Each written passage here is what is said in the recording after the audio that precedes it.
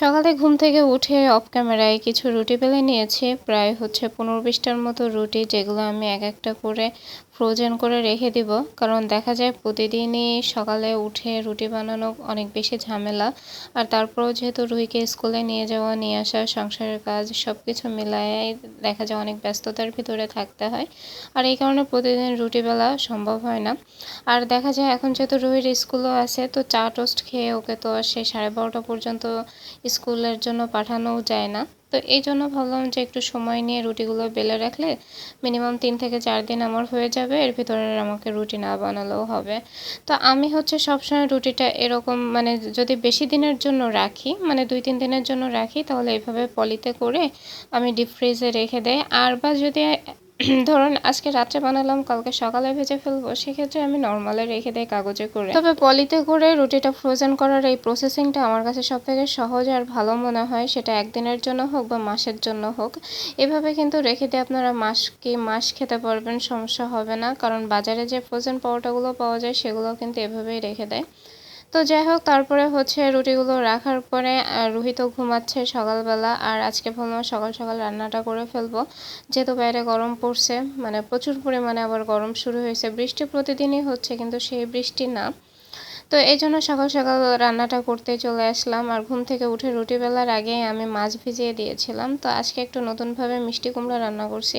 মিষ্টি কুমড়া সবসময় মাছ দিয়ে একটু ঝোল টাইপের করি, কিন্তু আজকে চচ্চড়ির মতো করছি। আর আমি মিষ্টি কুমড়া চচ্চড়ি করব বাটা মাছ দিয়ে, যার জন্য মিষ্টি কুমড়ার সাথে আমি একটু আলু কেটে দিয়ে দিয়েছি, কারণ মিষ্টি কুমড়াটা অনেক বেশি মিষ্টি, তার কারণে একটু আলুটা দিলাম। আর তারপরে আমি আমার মাটির ঢাকনাতে একটু পেঁয়াজ, একটু কাঁচা মরিচ আর রসুন একসাথে ভালো মতো আধা পিসা করে দিয়ে নিয়েছি, তো সেটাই দিয়ে দিয়েছি।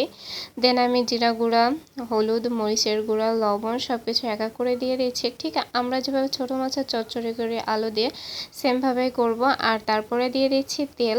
আমি সবসময় বলি রান্নাটা আসলে নিজের কাছে, নিজে যেমনভাবে করব তেমনভাবে মজা লাগবে। কারণ রান্নার ক্ষেত্রে সমস্ত উপকরণই একই রকম যায়, হয়তো বা কোনোটা হাতে মাখিয়ে যায় বা কোনোটা কষিয়ে যায়, এটাই তফাৎ। আর সবজি জিনিসটা একটু নর্মালভাবে রান্না করলে বা মশলা কম দিয়ে রান্না করলেই কিন্তু বেশি ভালো হয় খেতেও, আবার স্বাস্থ্যের জন্য।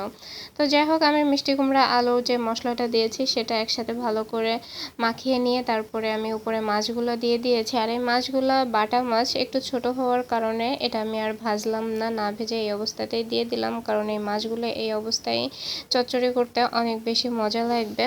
তো তারপরে আমি পানি দিয়ে দিয়েছি, পানি দিয়ে ঢাকনা দিয়ে ঢেকে দিচ্ছি। আর এটা রান্না হতে হতে আমি এই পাশের চুলাতে যে রুটিগুলো আজকের জন্য রেখে দিয়েছিলাম সেগুলো ভেজে নিচ্ছি। বাসায় যেহেতু আমরা মা মেয়ে 2জন আছি, তাই আমাদের 4টা রুটি হলেই হয়ে যায়। দেখা যায় আমি একটা খাই, বাকি 3টা রুটির জন্য থাকে। ও হয়তো বা 1টা বা 1.5টা রুটি খেয়ে স্কুলে চলে যায়, আর স্কুল থেকে এসে বাকি রুটিটা খায়। ওর আসলে এটা অভ্যাস দাঁড়ায় গেছে স্কুলের সময়টাতে। আর আমি ও হাজার চাইলেও সকালবেলা ওর জন্য আমি চা টোস্ট দেই না, কারণ ভারী খাবারের প্রয়োজন পড়বে। হ্যাঁ, তবে মাঝে মাঝে রুটি না থাকলে তখন একটু নুডলস আর ডিম সেদ্ধ দিয়ে দেয়, কারণ আমার কাছে মনে হয় ওটা ভারী খাবারের কাজ করে, ডিম সেদ্ধ আর নুডলসটা। পরোটা ভাজতে ভাজতে আমার এপাশে কিন্তু মাছ চচ্চড়িটাও হয়ে যাচ্ছে। আর মাছ চচ্চড়িটা আমি আজকে একটু ধনিয়া পাতা দেওয়ার ইচ্ছা আছে, কিন্তু ফ্রিজে নাই, তো ভাবলাম একটু ঝোল ঝোল করেই নামাবো। রুহিকে যখন স্কুলে দিতে যাব তখন একবারে যদি ধনিয়া পাতা পাই নিয়ে এসে দেন ধনিয়া পাতা দিয়ে তারপর ঝোলটা কমিয়ে নামিয়ে নেব। তো এই জন্য এভাবে আপাতত রেখে দিয়ে তারপরে আমি রুহিকে নিয়ে স্কুলে যাব। এখন রুহির যেহেতু স্কুলে শিফট 10:30টার সময়, তো তখন ভালো মতো রোদ গরম সব কিছুই পড়ে যায়। আর বাইরে তো একদম প্রচুর পরিমাণে রোদ, সেই সাথে গরম। তো মা মেয়ে বেরিয়ে পড়ছে। আর রাস্তায় এত পরিমাণে রোদ, ছাতা নেওয়ার দরকার ছিল, কিন্তু সমস্যা ছাতা নিয়েও কোনো লাভ নাই। আমি ভ্যানের উপরে বসে বা রিক্সায় বসে ছাতা ধরতে পারি না। আর আমাদের এখানে প্রচুর পরিমাণে জ্যাম বাঁধায় প্রতিদিনই স্কুল টাইমটাতে, তো এখানে জ্যামে আটকা পড়ে আছি। তারপরে মেয়েটাকে স্কুলে দিয়ে চলে আসছি এই যে বাজার করতে, কারণ আপনাদের ভাইয়ের জন্য শাক নিতে হবে। শাক নাই ফ্রিজে কোনো। আর ওই যে ধনিয়া পাতার কথা বলছিলাম, তো কোথাও ধনিয়া পাতা পাই নাই, শুধুমাত্র একটা শাক নিয়েছি, এটা মিষ্টি কুমড়া শাক। আর সাথে ওখানে দোকানে কিছু আমড়া দেখছিলাম, তো আমড়াগুলো দেখে ভালো লাগলো, তো সে আমরা নিয়ে নিয়েছি। আসলে ধনিয়া পাতার সিজন এখন না, তারপরেও মাঝে মধ্যে পাওয়া যায়, আজ পাওয়া যায়নি, কি আর করা, এই মিষ্টি কুমড়া শাকটাই পেয়েছি তো নিয়েছি। তো আপনাদের ভাই অফিস থেকে এসে দেখে বলবে যে আজকে মিষ্টি কুমড়া রান্না করছে, আবার শাক ও মিষ্টি কুমড়া, তো কিছুই করার নাই, যেহেতু শাকটা আমি পাই নাই অন্য কোনো। আর এই যে আমার মাছ চচ্চড়ির কপালটাই আজকে খারাপ, তো কি আর করা, আমি এসেই হচ্ছে বাকি যে ঝোলটা ছিল সেটা শুকিয়ে নিচ্ছি, যেহেতু চচ্চড়ি হবে এজন্য একদম হচ্ছে ঝোলটা শুকিয়ে এখন একটু লবণটা চেক করে নিচ্ছে। আর এইভাবে মিষ্টি কুমড়া দিয়ে যদি আপনারা মাছ চচ্চড়ি করেন তাহলে কিন্তু ভালোই লাগে খেতে।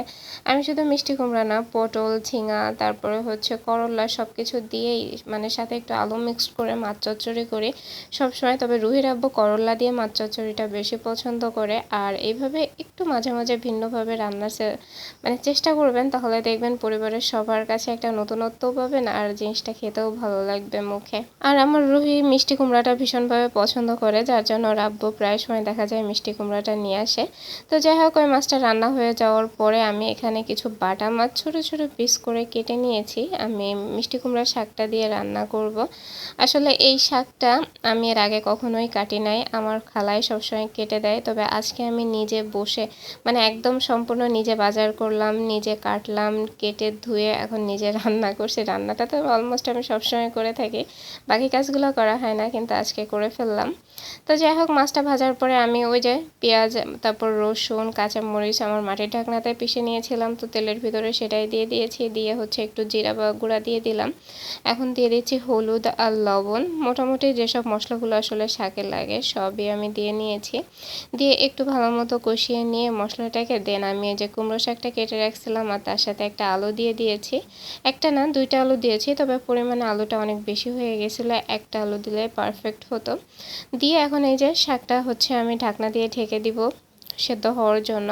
আর এইভাবে মাছ দিয়ে লাউ শাক বা হচ্ছে মিষ্টি কুমড়া শাক রান্না করলে কিন্তু অনেক মজার হয়, ভীষণ মজার। আমার কাছে তো কি বলবো, এই রান্নাটা হয়ে যাওয়ার পরে আমি আজকে শুধু বলতে গেলে 1 প্লেট ভাত এটা দিয়েই খাইছি, তারপরে তো আমার মিষ্টি কুমড়ার চচ্চড়িটা আছে, ওটা তো আরও বেশি মজা হয়েছিল।